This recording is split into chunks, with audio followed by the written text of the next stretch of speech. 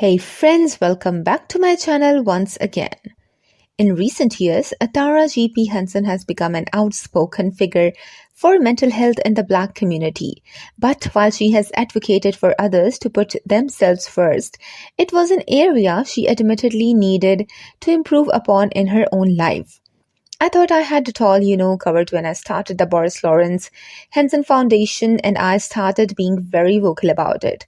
Henson 52 told Extra in a new interview the Academy Awards nominee launched the foundation in 2018 in honor of her late father, after whom it is named to make resources and services more accessible to undeserved communities. Henson has shared that her father suffered for years from mental health struggles before he passed away in 2006 after a bout with cancer. But the Empire co-lead knew something was off when her work had grown less fulfilling. I got up one day and I still didn't feel a whole. And it's always a fight, but I'm here to fight, and that's when I decided I need a break, she said. Like countless others, she turned to vices to help her cope with anxiety, but their aid was temporary. My anxiety was getting the best of me, so I would use weed or alcohol to help me feel loose or get happy. It got to a point where none of that was working, said the entrepreneur. Earlier this year, she took time away from the limelight to focus on her mental health. In January, Henson sat down with 2020 Radio Hall of Fame inductee Angie Martinez for a candid conversation about her emotional and mental well-being. My joy is something that I have to fight for every day.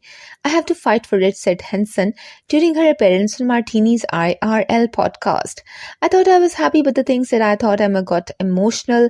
I don't want to. The things that I thought was making me happy, they don't.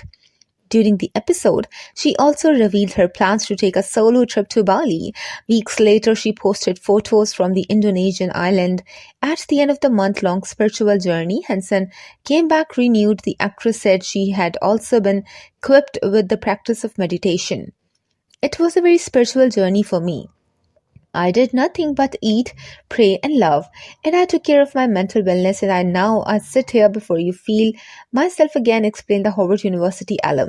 Breathing is the best. I didn't understand fully breathing until I went away to Bali because it's a very spiritual place, and I did a lot of meditating. That's all for now. Subscribe for more.